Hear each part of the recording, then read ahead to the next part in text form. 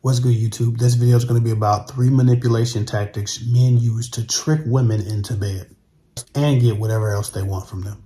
But before I start, I have a lot of new subscribers, a lot of new people watching my channel. So I just want to remind you all, I am a coach first. I do these videos from the place of a man who's coached thousands of women, not somebody just doing content. If you need help with your personal situation, whether it's life coaching, relationship coaching, couples coaching with your spouse, or any other type of personal development advice, click the link below and book a call. Now onto this topic. Again, we're talking about 3 manipulation and trickery tactics that men use to get women into bed and to get whatever else they want out of them.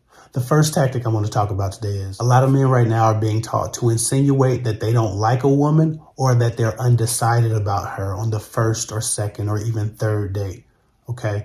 If a man hasn't been with you, in bed, if a man hasn't gotten whatever he wants from you, okay, the tactic right now being taught by F-boys everywhere is that you need to make sure that you instill a sense of self-doubt in her. Okay. And to do that, to take her confidence, to take her boldness, to take her empowerment away from her and to disempower her, she needs to feel like maybe you're not really that into her. She needs to feel like maybe you don't like her that much. And this is an old school tactic. People play hard to get. This is nothing new. But men strategically using this strategy to reverse course and to shift the power dynamic and or to jump in bed with a woman has exploded since social media became the preferred methodology for people to learn how to date, especially young men. A lot of guys are watching their favorite F-boy YouTubers and then they're trying this stuff at home.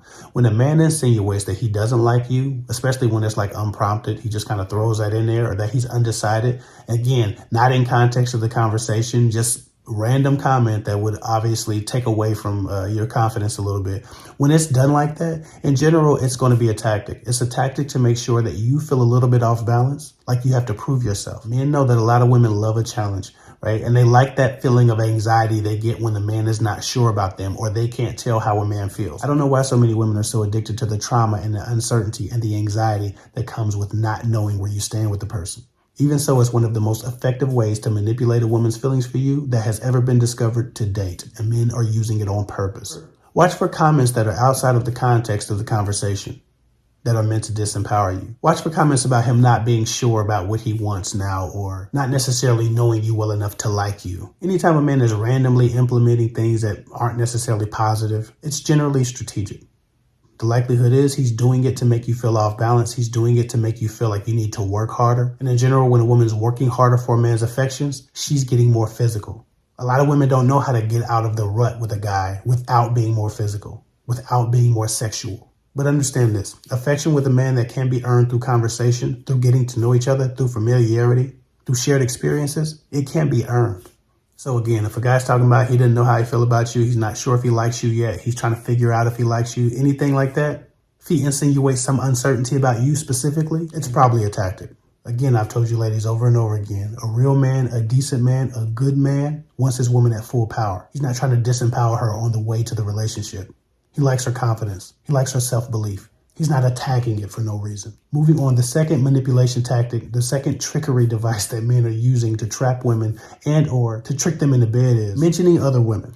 Men are also being taught to mention other women on dates and in correspondence to trick a woman into feeling like she's competing with someone that may not even be there. A lot of times a guy's on a date with a woman or he's in conversation with her, and instead of just mentioning another woman for the relevance of the conversation, he gives a description of that woman, meant to intimidate and entice you to act more, to be more, and to do more. Instead of just saying, yeah, I saw her, or this lady came up to me at work. He's like, this insanely beautiful, gorgeous woman, right? He's over complimentary of other women to make you feel like you're either competing or you need to step your game up because he's noticing other options. Or he'll talk about the women who like him, the women who are chasing him. He'll make reference to these other women and these other opportunities that he's having for sex and love. Again, this is to instill a fear of loss in you.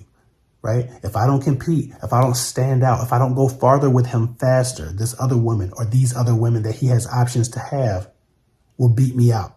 I'll lose. I won't get this guy. From that point, you just start moving from anxiety. Fear starts to decide what you do, how far you go, how fast you go there. This tactic works because when he's available, after he's instilled this fear of competition and loss in you, you'll assume that when he's unavailable, it's because he's with another woman, that some other woman is making progress with him. Some other woman is in his bed. Some other woman is in his car. Some other woman is across the dinner table.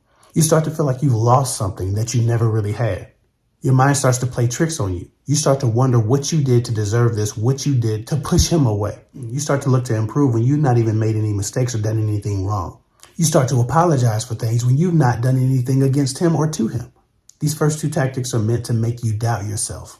Men are instilling this fear in you on purpose. Fear of loss, fear of rejection. If you catch a man, again, saying unnecessary shit about other women, mentioning other women unnecessarily, outside of the context of the conversation, adding details that he doesn't need to add about other women being attractive when that's not necessarily a thing he does across the board. He doesn't add extra unrelated details to everything else in conversation, but he's always adding extra unrelated details to the women that he's encountered if another woman comes up in conversation. That's strategic. He's trying to put anxiety in your heart so that you start to become more malleable, more controllable, and more willing to do whatever it is that he wants you to do. Most of the time when a guy is doing this, it's because he doesn't want the relationship anyway. He only wants the access to your emotions, the access to your body, the access to your time, the access to your money. Whatever you tend to give a man, he wants access to that. And he knows that that anxiety will cause you to lower your barriers, lower your standards, forget about what he needs to be doing and how he needs to be performing for you, what he needs to be showing and offering, what you need to be observing about him. You'll forget all of that and start trying to figure out how to compete with this imaginary ghost woman who may or may not exist. Again, this is how a lot of women get tricked into bed, tricked out their bank accounts, tricked out their time, tricked out their favors, the car rides, whatever the hell a man wants from you. This is how women get tricked out of it because they think they're competing with someone else who's going to do it. Moving on to third and final F-boy tactic or manipulation tactic that guys are using to trick women out of bed, out of their money, out of their emotions, and whatever else is. They temporarily ghost you when you have a disagreement or when there's some snafu, right? It could be as simple as a guy saying, hey, I want to go here on a date. And you say, well, I don't really like that place. Can we go here? And he just ghosts you. Or he says something like, nah, I don't feel like doing that. I'll get back with you later.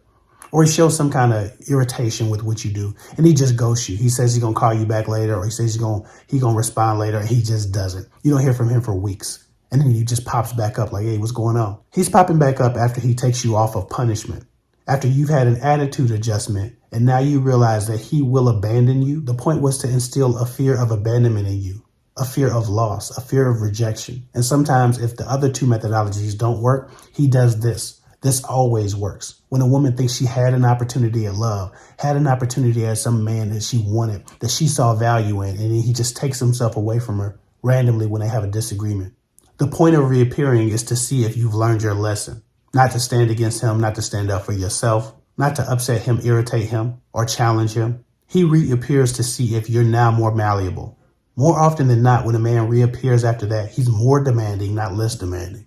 With this newfound fear of abandonment that you have about him leaving you, you're generally more malleable and more willing to do whatever you're told to do or whatever is suggested. Men are being taught to ask a woman out for drinks. If she says she doesn't drink, he just disappears, just ghosts her. Says something that alludes to, all right, whatever, I guess I'll talk to you later. And don't talk to her for weeks and then pop back up. Now, if he asks you out for drinks, you're like, all right, I guess we can go to drinks. Don't let people play with you like this. Okay, of course, all of this shit goes both ways. There are women who employ tactics against men, blah, blah, blah. I get that. But do not let people play with you like this.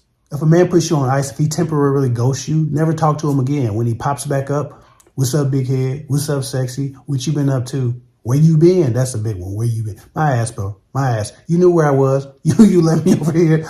You stay where you was at. When men temporarily ghost you, especially if it's like 3 days, sometimes it's be 4 days, sometimes it's a week, sometimes it's 2 weeks, depending on what the snafu was that got him to go away. Whatever he got an attitude problem about, when he comes back, if you show him that you've made that adjustment, you will be played. You will be disrespected. You will be minimized and demeaned. Now you've been trained to not defend yourself and not act in your best interest. Congratulations. You're about to play yourself. Anyway, with that said, those are the 3 manipulation tactics that are popular right now among the F-boy community. Follow me at KidFig24 on Instagram. Book a call if you need coaching. I'll get with y'all later.